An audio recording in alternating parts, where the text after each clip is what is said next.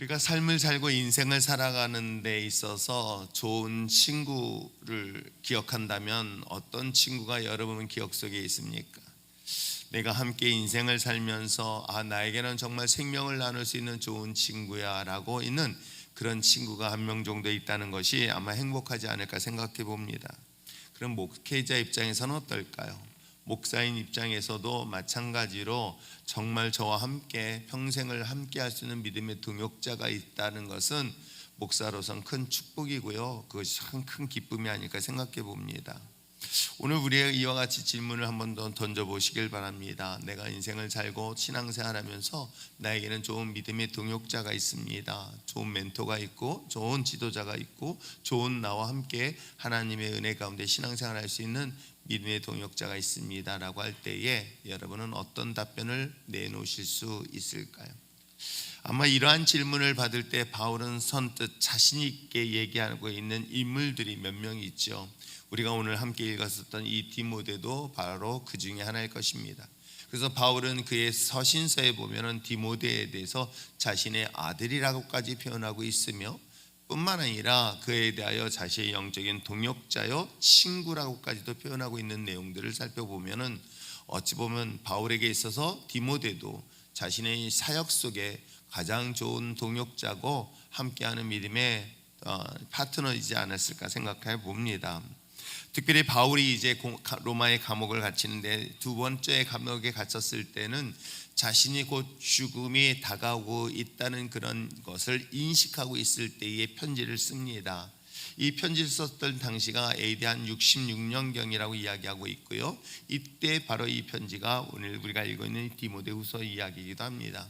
바울은 이 디모데후서 이후에 죽음을 맞이하기 때문에 어찌 보면 마지막 자기의 죽음을 가는 가운데서 편지를 쓰며 그 편지 속에 기록한 이 사랑하는 영적 동역자에게 쓴 내용이 어찌 보면 바울이 마지막까지 전하고 싶었던 복음의 핵심적 내용이 바로 우리가 짧게 읽은 이 본문의 내용이 있지 않을까 생각하면서, 특별히 바울이 전하고 있는 이 성경 속에 등장하고 있는 또 다른 복음의 내용은 어떤 내용일까?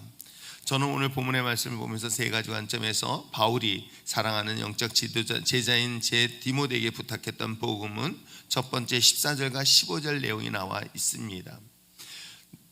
너는 배우고 확신하는 일에 거하라.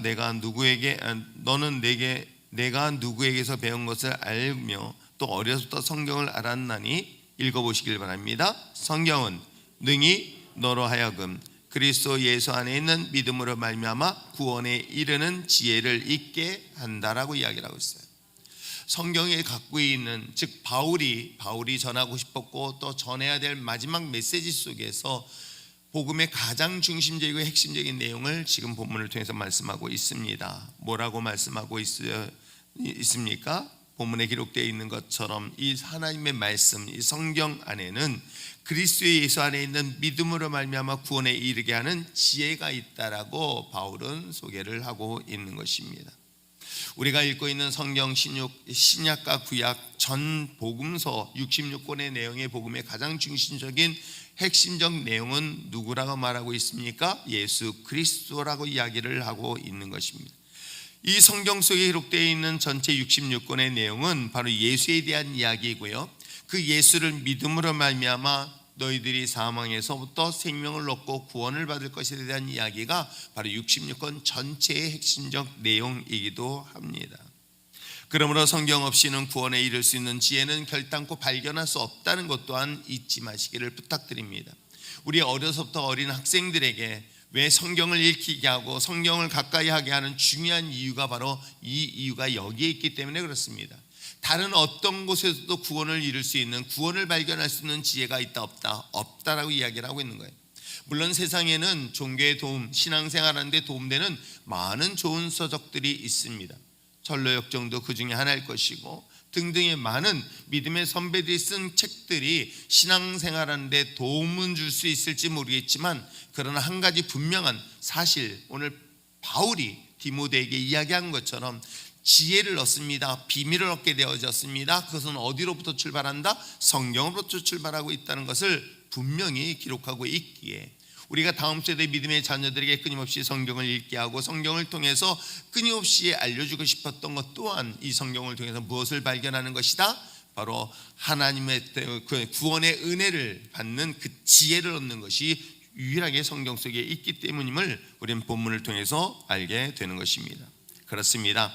66권의 핵심은 구원입니다. 그것은 곧 예수 그리스도를 통하여 우리가 구원을 받게 되고, 이 성경 66권에서 우리의 참된 구원자 되신 메시아 예수 그리스도를 발견하는 것, 이것이 바로 오늘 바울이 오늘 본문의 디모데에게 이야기하고 있는 것처럼 구원에 이르게 하는 지혜가 이 성경 속에 있음을 잊지 마시길 부탁드립니다. 또 하나 있습니다. 복음이라는 것은 바로 하나님의 사람으로, 우리가 인간인 죄인성을 가진 우리들이 하나님의 사람으로 온전하여서 선한 일을 할 수 있는 것이 바로 성경에서 나타나고 있는 또 다른 지식이고 지혜이며 또한 능력이라고 성경은 말하고 있습니다. 자, 우리의 16절과 17절 말씀을 함께 다시 한번 읽어보시길 바랍니다. 16, 17 읽겠습니다. 시작.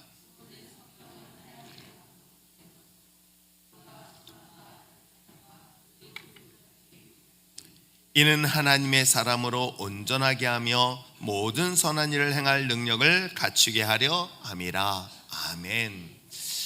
우리나라가 옛날 오랜 전에는 우리가 소위 말하는 유교의 관점에서의 교육을 시켰기 때문에 삼강오륜 등등의 책들을 어려서부터 공부하고 읽히고 또 습득하고 그 다음에 그렇게 공부를 했던 우리나라의 교육적 문화가 있습니다. 어려서부터 친구와의 신의를 지키고 나라에 대한 등등의 있던 것들을 계속해서 책을 읽고 외우고 하다 보면 자연스럽게 그 말들이 자기의 삶의 가치관이 되어지고 기준이 되어지게 되어 있습니다. 우리 어린 아이부터 시작해가지고 어려서부터 성경 말씀을 가까이 하게 하고 그 말씀을 계속 삶 속에 스며들게 되어지면 놀라운 현상들이 일어나는 것을 볼 수가 있습니다. 그 반복된 하나님의 말씀이 어느 순간 그 한 아이의 인격이 됩니다. 우리 삶에도 마찬가지입니다. 우리가 매일같이 하나님의 말씀을 묵상해야 되는 중요한 이유는 이 말씀이 매일같이 내 삶 속에 가까이 있음으로 인하여 그 말씀이 나의 인생 속에, 나의 삶 속에 인격화되어지게 되어 있어요. 그 인격화된 이 하나님의 말씀을 내가 그 말씀대로 살아내는 힘이 생긴다는 것을 지금 성경은 말하고 있는 것이에요. 모든 성경은 하나님의 감동으로 되었다라고 기록하고 있습니다. 즉 66권은 인간에 의해서 기록된 것 같지만 하나님의 성령의 개입, 하나님의 성령의 직접적 개입을 통하여 우리에게 기록된 말씀이 성경인 것이죠. 성령에 의해서 감동에 의한 하나님의 말씀으로 기록된 이 말씀은 우리 인생 가운데 교훈과 책망과 바르게 함과 의로 교육하기에, 즉 우리 인생에 하나님의 거룩한 삶을 살아내는데 아주 중요하게 역할을 하고 있음을 성경은 말하고 있는 것이에요. 그리고 그 말씀이 그 어린 시절부터 내 삶 속에 스며들어갔었을 때에 어느덧 나는 세상 속에 살아가더라도 그 말씀이 기준이 되어서 세상의 유혹과 세상의 죄들을 멀리할 수 있으니, 그것은 자신이 능력이 있거나 자신이 인격적으로 온전하게 그런 모습을 갖췄기 때문이 아니라 그 안에 있는 그 하나님의 말씀의 능력으로 말미암으로 인하여 우리에게 있어서 그 선한 삶을 살 수 있는 그런 힘이 된다는 것을 바울은 이 본문을 통해서 설명을 하고 있는 것입니다. 그렇습니다. 성경에서 이야기하고 있는 이 하나님의 말씀은 곧 더 나가서 그 우리를 교훈함으로 말미암아 하나님의 사람으로서 온전하게 된다라고 이야기하고 있고, 그 온전함은 완벽하게 이야기하고 있고 퍼펙트를 말하고 있는 것입니다. 하나님의 사람으로서 완벽하게 하는 것은 우리가 가지고 있는 회초리나 여러분이 가지고 있는 잔소리가 아니라 하나님의 말씀이라는 사실을 분명히 이야기하고 있고요. 더 중요한 것은 뭐라고 얘기하고 있습니까? 우리를 온전하게 하며 모든 선한 일을 행할 수 있는 능력을 우리는 말씀을 통해서 얻을 수 있다라고 성경은 기록하고 있는 것입니다. 물론 여기서의 선한 것은 착한 것도 포함될 수 있으나 한 가지 분명한 사실은 세상의 선한 일은 딱 하나예요. 선한 분은 하나님이에요. 그 하나님의 일 할 수 있는 능력을 우리에게 갖춘다는 것이죠. 하나님이 하실 수 있는 일 능력은 어떻게 볼 수 있을까요? 물론 성경에서 하나님이 하신 일들을 구약을 통해서 볼 수 있지만 사실은 이것을 육신의 몸으로 오신 예수님의 샘플을 통해서도 볼 수가 있습니다. 예수님을 통하여 병자들을 고칠 수 있는 능력 또한 하나님의 선한 일이라고 한다면 그 하나님의 말씀은 우리의 삶 속에서도 이런 능력을 나타낼 수 있다 없다? 있다라는 것들을 말하고 있는 거예요. 하나님의 복음을 증거할 때 죽은 자가 살아나게 하는 역사가 일어나는 것은 바로 하나님의 복음을 가지고 하나님의 말씀을 가진 우리에게도 동일하게 일어날 수 있다 없다? 있다라는 것을 지금 말하고 있는 것입니다. 그러므로 하나님의 말씀, 즉 복음은 하나님의 사람으로 우리를 온전하게 하며 하나님의 거룩한 선한 일들을 감당할 수 있는 능력이 있음을 잊지 마시길 주님의 축복합니다. 마지막으로 볼 수 있는 것은 무엇일까요? 자, 1절과 2절의 말씀을 다시 한번 읽어보시길 바랍니다. 1절 2절 읽겠습니다. 시작.